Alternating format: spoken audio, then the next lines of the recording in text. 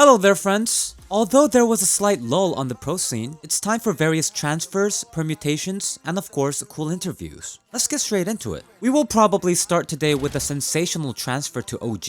Even though the club still has active and fully combat-ready Mantu, they decided to sign Dexter. Many fans still have a lot of questions, totally confused about what just happened. And Mantu finally spoke up about this whole situation from his side. That was rather strange for me. We didn't have a discussion about this situation. It wasn't something like, maybe to get better and move to the next level, we have to replace you, or we will take a chance and go this way. There were no conversations. It was like, boom, Dexter is better. Boom, he's joining the team. And I am going to the reserve players bench. In general, at first, I was an aggressive sniper who took risks, but gradually everything came under Alexi B's control. I was told, don't do this, don't die. The coach or the captain, even when Nexa came, told me to play more low-key. They advised, make a frag and don't die, help the team. Together with Nexa, my role in the attack changed and I couldn't play normally. Rifles became the playmakers. I remember how in many matches we were losing badly, and I was in the background and watched my teammates die when entering the point. I said I wanted to help, but I didn't know how. Being on the attack side, I couldn't go out to shootouts and do something active. I was just throwing flashes while my teammates attacked, and that's how we had been losing rounds. So, we have an unpleasant story in its own way. According to the idea, Dexter ran away from Spirit suffering from similar type of situation. Well, judging by his words. Perhaps now everything will be different in OG. They saw that his aggression, unlike Mantu's, works in much more stable way and decided to bet on a new sniper. In general, let's see how it turns out. In his interview, Mantus said that he has a contract until 2023, so now he will search for a new team. I think this is an ideal option for ENCE, just perfect one to replace Hades. But naturally, the whole world is now focused on only one topic. What will happen to G2? They removed Alexi B, removed Jax. That means they need to find 2 new players in a month. Moreover, one of them must become the captain, and this is not the easiest task. I have looked through all available sources, read different insiders, and have not seen such an inconsistent information for a long time. Some say that Bumich will become G2's new player. Others state that it will definitely not be Bumich. Others offered Tapson. So, let's sort it out in order. Let's start with Overdrive, the main CIS insider. I think the departure of Jax is a mistake. This is the person who carried matches for the team when Monesi and Nico were running around and feeding, and Jax took 1v2 and 2v2 clutches. It's a very strange story.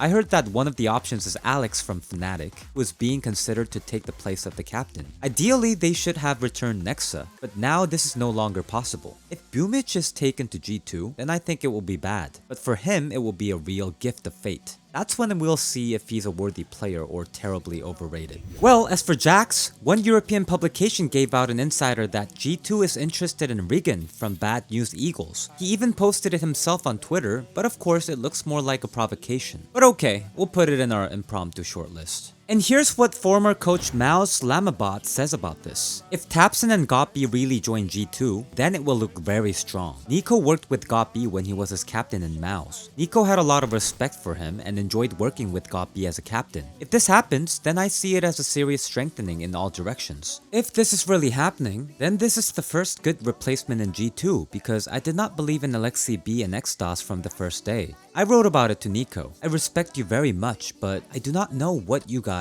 are doing there. I didn't have any problems with Nico, nor with Simple. We had a lot of respect for each other, but if you want to work with Nico, you need him to have respect for you. Who will he respect? Alexi B or Xdos? I'm begging you, that's not even funny. There is an excellent candidate for the place of Jax, JKS. By the way, about JKS. Here, his former coach told more details about the contract, and of course, he did not forget to touch on the topic about G2 either. G2 needed changes at the beginning of the year when they signed Monesi. They need a support player. Jax is terrible in this role. It doesn't suit him at all. When you use such a player in an unsuitable role for him, you have to help him with grenades and build the rotation of the teammates in a certain way. Because of this, you can't play the way you want. Jax has passed his peak. He is 30 years old. He may be good at a certain French team, but not in G2, which has invested so much in the squad. $1 million for Nico, $600,000 for Mantus, Nexa and Hunter for $400,000. That's a lot of money. G2 needs a support player, and this is JKS. Its price is about $200,000, and it's actually crazy. He's a good player, but he has been sitting around without a team for a year. No organization will pay $200,000 for him. G2 could offer to Complexity such a deal. Let's give you $150,000,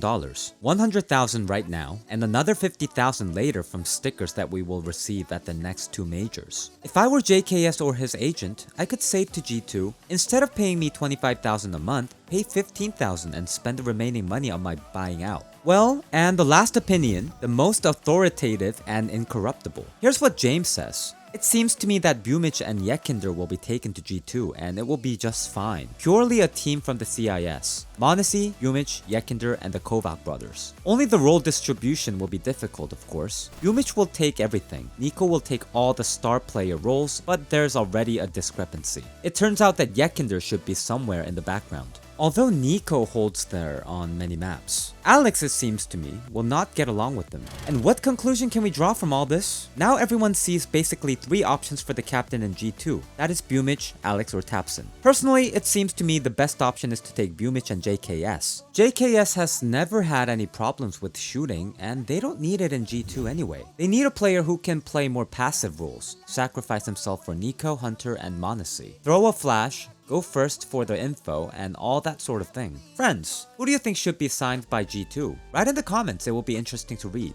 Another thing about G2 is that Amanek has officially moved to LDLC. Congratulations to the guy who was able to get out of this golden cage. Otherwise, it's unclear how much longer he would have been sitting on the bench. Another interesting reshuffle news is that apparently, Fallen's team could not keep the competition for a long time. After a series of weak performances, rumors appeared that they would remove FNX and they plan to sign Cello from MIBR in his place. And the last thing about reshuffles is a little bit about Device. This can hardly be called an insider or some really reliable information, but Thunder, a well-known streamer and FPLC player, shared that Device plans to assemble a new Danish lineup based on Copenhagen Flames. They seem to have 2 more players left. These are Zyphon and Huxi. In fact, there are just a bunch of free agents on the Danish pro scene right now. The same Valde, Nikon, Refresh. Go on and create your own tier 1 team right now. Another question is whether Device really needs it, or maybe he doesn't want to return to CSGO at all. I hope there will be at least some news from him soon.